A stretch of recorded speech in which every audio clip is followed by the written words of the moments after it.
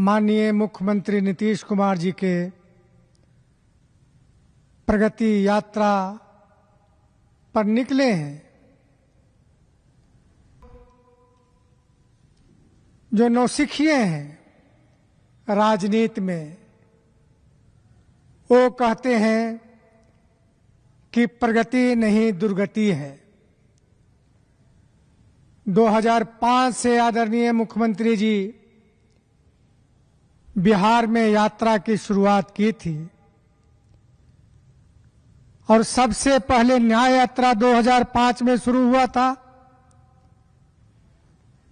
उस यात्रा ने जो वर्तमान नोरमा ग्रुप, जो सोचता है वो करता है, आपके अपने सपनों का आशियाना। मित्रों नमस्कार, मैं डॉक्टर निहोरा प्रसाद यादव, प्रवक्ता जदयू बोल रहा हूं। सबसे पहले 15 से 20 मिनट विलंब होने के कारण आप सबों से क्षमा चाहता हूं। आज फेसबुक लाइव माननीय मुख्यमंत्री नीतीश कुमार जी के प्रगति यात्रा पर निकले हैं। उसके संबंध में और बिहार की विकास की चर्चा मैं करूंगा। माननीय मुख्यमंत्री जी हर जिलों में जाकर प्रगति की स्थिति देख रहे हैं। विपक्ष के लोग जो नौसिखिए हैं राजनीति में, वो कहते हैं कि प्रगति नहीं दुर्गति है। 2005 से आदरणीय मुख्यमंत्री जी बिहार में यात्रा की शुरुआत की थी और सबसे पहले न्याय यात्रा 2005 में शुरू हुआ था। उस यात्रा ने जो वर्तमान प्रतिपक्ष के नेता हैं, उनके पिताजी और माताजी के कील को हिला दिया था और सत्ता से हटाया था। इनको यह भी पता नहीं है कि यात्रा से कितना लाभ जिलों और बिहार में होता है। यात्रा से जनता द्वारा किए गए, जनता के लिए किए गए कार्यों को देखना और जहां कमियां हैं, जहां जरूरत है, उसको पूरा करना, तो यात्रा का यह महत्व है। आदरणीय मुख्यमंत्री जी यात्रा के माध्यम से इन चीजों को करते हैं। आपने देखा होगा, आज ही अखबार में पढ़ा होगा, जो शिलान्यास जिलों में किया मुख्यमंत्री जी ने, उसका योजना का पैसा बनाने के लिए कैबिनेट से आज पास हुआ। तो यह है माननीय मुख्यमंत्री जी का काम का नीति है। घोषणाएं मात्र नहीं होती, काम भी होते हैं। और यही कारण है कि 2005 के बाद बिहार किस प्रकार हर क्षेत्र में बदले हैं, सभी जानते हैं। आजकल डेली कहते हैं क्या बदलाव हुआ बिहार में, क्या बदलाव हुआ बिहार में। मैं कहना चाहता हूं, नेता प्रतिपक्ष खेत में घूमने से बदलाव नहीं होता। बिहार के लिए नीतियां बनती हैं, बिहार के लिए काम किए जाते हैं। जिन सड़कों पर आप घूमते हैं, क्या वह बदलाव नहीं है? 24 घंटे बिजली का उपयोग करते हैं, क्या वह बदलाव नहीं है? हर घर में नल जल मिला, क्या वह बदलाव नहीं है? शौचालय मिले, क्या वह बदलाव नहीं है? मेडिकल कॉलेज खुले, शिक्षा हब बने, खेल का मैदान राजगीर में अंतर्राष्ट्रीय बना, क्या वो बदलाव नहीं है?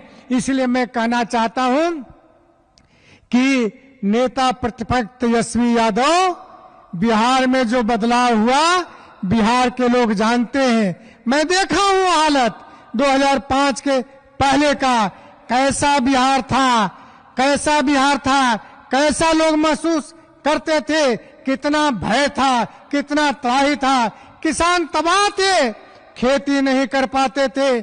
मुझको याद है, मैं जिस इलाके के रहने वाला मसौरी इलाके का हूं, 5 बजे के बाद कोई घर के किवाड़ नहीं खोलता था। इतना भय था नक्सलाइट से, एमसीसी से, और यह था लालू और राबड़ी जी की सरकार। उन सरकार में जितनी हत्याएं बिहार में हुई, जितने अत्याचार अन्याय बिहार में हुआ, शायद किसी राज्य में नहीं हुआ। वो काल समाप्त हो गया। इसको तेजस्वी बदलाव नहीं मानते हैं। एक बात और उन्होंने कहा कि मैं पिताजी के रास्ते पर चलूंगा। पिताजी का क्या रास्ता था? पिताजी का रास्ता था बिहार के धन को अपने घर में रखना। तो अब बिहार के धन को रखना सीखा है। अब सीखा है कि बिहार में किस प्रकार नौकरी देकर उसके एवज में जमीन लिया जाए। आप कितने संपत्ति बनाया है बिहार के लोग जानते हैं। अब सभी जानते हैं कि बिहार में किस प्रकार नौकरियां दी जा रही हैं। कल ही नियुक्ति पत्र 6000 कुछ लोगों का नियुक्ति पत्र मिला है लोगों को। बिहार में नियुक्तियां का सिलसिला जारी है। इसलिए मैं कहना चाहता हूं कि तेजस्वी यादव जो सपना देख रहे हैं कि मैं सरकार में आऊंगा, किस लिए सरकार में आइएगा? बिहार को लूटने के लिए, बिहार को बर्बाद करने के लिए, बिहार में फिर वही दिन लौटाने के लिए। जानता है बिहार के लोग, आप कभी भी सरकार में नहीं आइएगा। आप कभी भी सरकार बिहार की जनता आपके हाथ में सरकार नहीं देगी। अब बताइए जरा, ये कहते हैं बदलाव नहीं हुआ है। 700 मेगावाट पहले बिजली इनके काल में मिलता था। यानी कहाँ बिजली मिलता था? अन्यवार में बिजली मिलती थी, गवर्नर हाउस में बिजली मिलता था, जो मंत्री लोग थे उनके घर में बिजली की आपूर्ति होती थी, अधिकारी थे उनके घर में आपूर्ति होती थी। और एक जगह और था जहां 24 घंटे बिजली मिलता था, वह था रामगढ़ रोहतास में, जहां बिजली मंत्री का गांव था, इलाका था, क्षेत्र था। बाकी कहां बिजली मिलता था? 2 घंटा 3 घंटा बिजली मिलता था।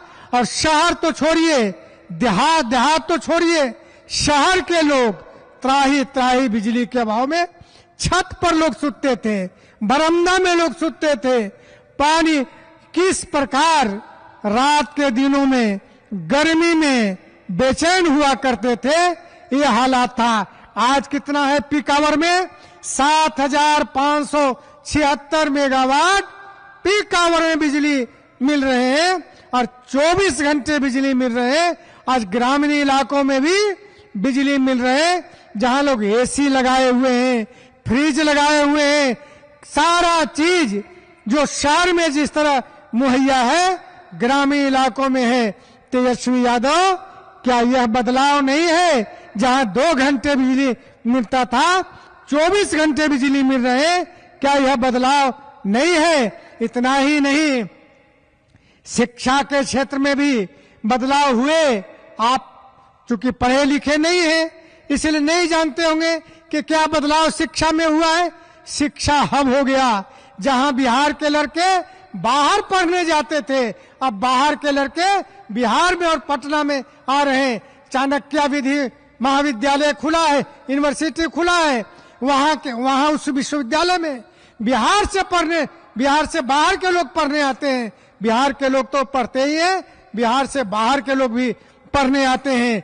इतने कोचिंग इंस्टीट्यूट यहाँ खुले हैं, अब कोटा जाने की जरूरत नहीं पड़ रहा है, दूसरे राज्यों में जाने की जरूरत नहीं पड़ रहा है। यहाँ लोग पढ़ रहे हैं और यहाँ पढ़कर नई नई ऊंचाइयां प्राप्त कर रहे हैं। इसलिए बदलाव हुआ है। तेजस्वी जी, आप बदलाव नहीं हुआ इसकी बात नहीं करिए। यहाँ तो अति पिछड़ों के लिए काम हुआ, दलितों के लिए काम हुआ, अल्पसंख्यकों के लिए काम हुआ। मेडिकल कॉलेज कितने खोले गए? आपके काल में तो मेडिकल कॉलेज नहीं थे। जो था स्वास्थ्य के क्षेत्र में, शिक्षा के क्षेत्र में तमाम काम हुए। आप तब भी आप कहते बदलाव नहीं हुआ है। क्या मेडिकल कॉलेज क्षेत्र में हुआ जहां 11 गो प्राथमिक चिकित्सा में आते थे इलाज कराने, आज 19,000 20,000 उससे अधिक आते हैं। यही तो बदलाव हुआ।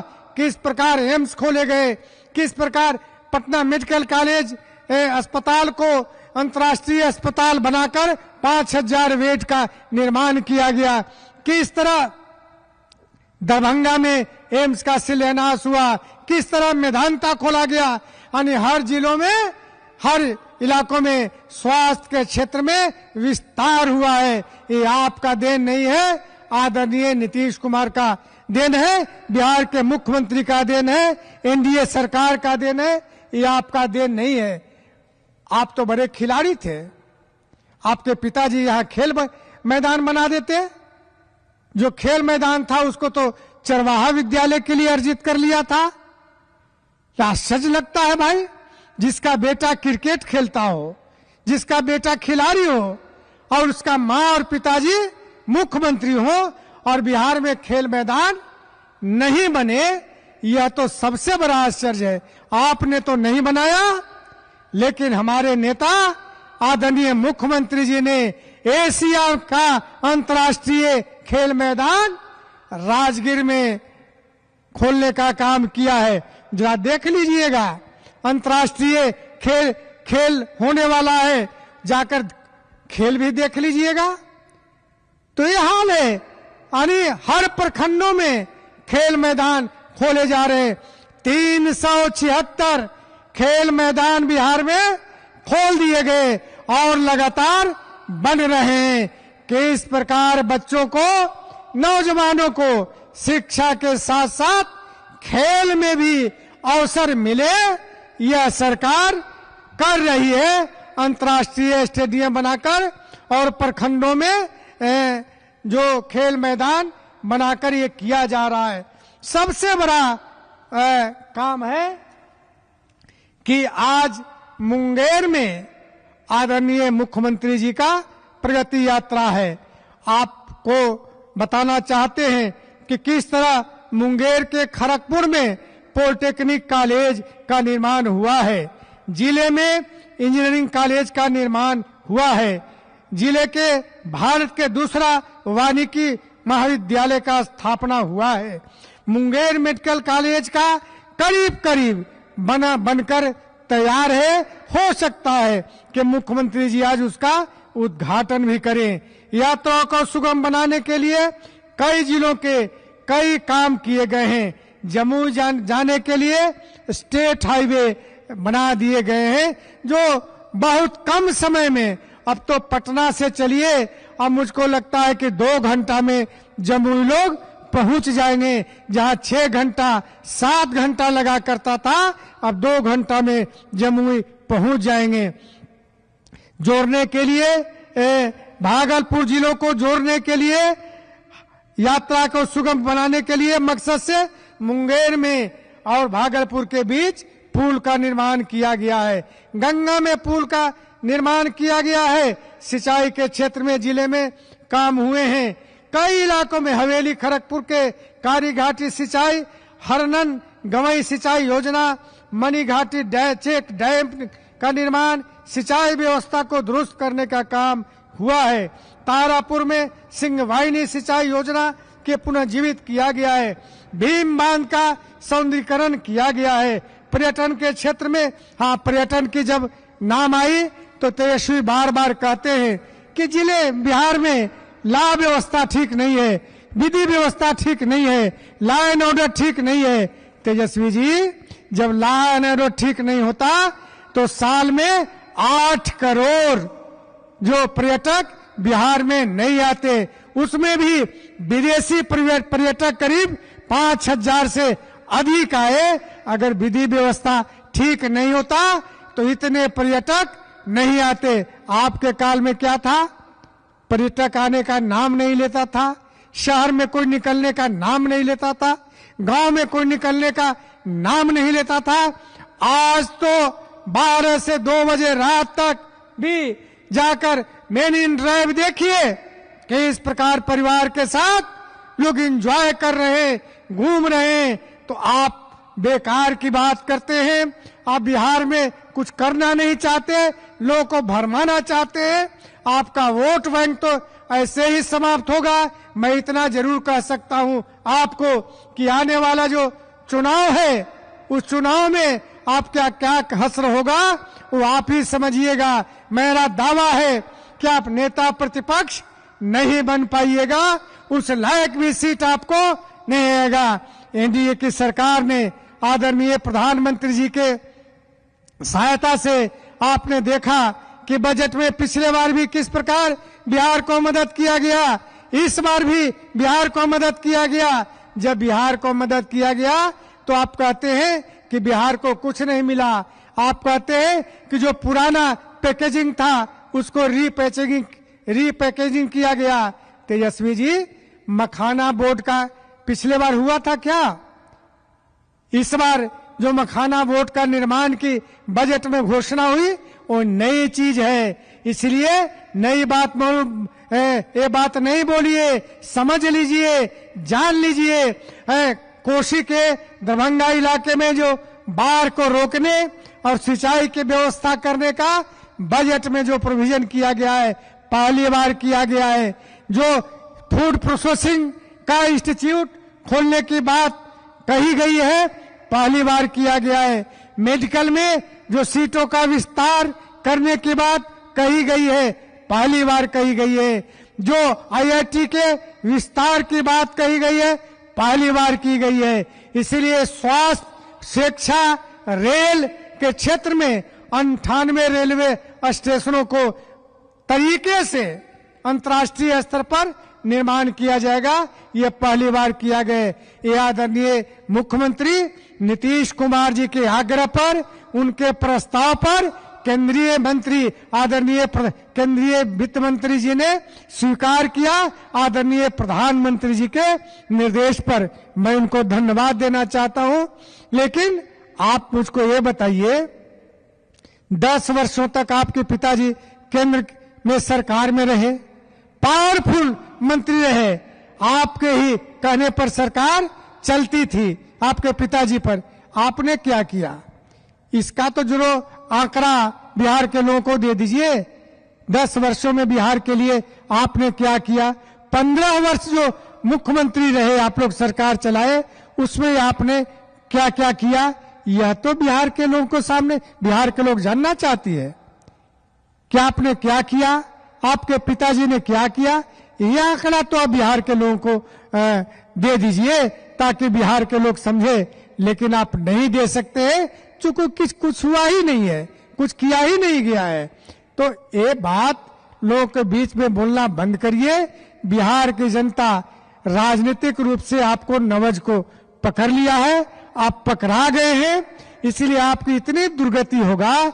जो लोकसभा में दुर्गति हुआ, बाई इलेक्शन में जो दुर्गति हुआ, उससे अधिक दुर्गति आपको आने वाला 2025 के चुनाव में होने वाला है। यह मैं दावे के साथ कहता हूं। बस अपनी बात मैं समाप्त करता हूं। धन्यवाद। जय हिंद। हमने सजाया है, ई होम्स पैनोरामा को हमने बनाया है। ई होम्स मेरा एक सपना था जिसपे मैं पिछले 4 साल से काम कर रहा था। हमने जो बनाया है वो सबने है माना। ई होम्स पैनोरामा में हो आपका भी आशियाना। और फाइनली हमने 2021 में इस प्रोजेक्ट को लॉन्च किया। बहुत लोग अप्रिशिएट कर रहे हैं कि पूर्णिया जैसे शहर में, बिहार के, एक तो बिहार की बात करें उसमें भी पूर्णिया जैसे छोटे जगह में इस तरह का लाइफस्टाइल देना, ये सुन के हम लोगों को बहुत अच्छा लगता है। ई होम्स में हमने कुछ और भी किया है, जैसे हम जिस जगह में रह रहे हैं हमारे फैमिली सिक्योर हो, उनको सिक्योरिटी का ध्यान में रखा है। आपकी सुविधा और सुरक्षा आपके लिए खास है, ये आपका विश्वास है। इसमें आर्टिफिशियल इंटेलिजेंस का 7 लेयर सिक्योरिटी का हमने इस्तेमाल किया है। लस ग्रीन कैंपस को बनाया है। यदि हमारा बाउंड्री वाल है तो वो वर्टिकल गार्डन है। ये जितनी भी फैसिलिटी होता है एक इंटरनेशनल टाउनशिप में ई होम्स है, ये हम लोग विश्वास नहीं कर पा रहे हैं। जो भी हमारे मित्र, दोस्त या जो भी हमारे बाहर आते हैं, तो हम लोगों को बहुत अच्छा सुनने को मिलता है और बहुत अच्छा क्रेडिट मिल रहा है। वो सारा हमने सिर्फ एक बिल्डिंग नहीं बनाया, हमें एक बहुत अच्छा लाइफस्टाइल दिया ई होम्स में, और मेरा एक सपना था जिसको मैं आज फुलफिल होते हुए देख पा रहा हूँ। ये आपका आवास है। ई होम्स पैनोरामा में अब आपका निवास है। E Homes Panorama, luxurious lifestyle redefined. Panorama Group, जो सोचता है वो करता है।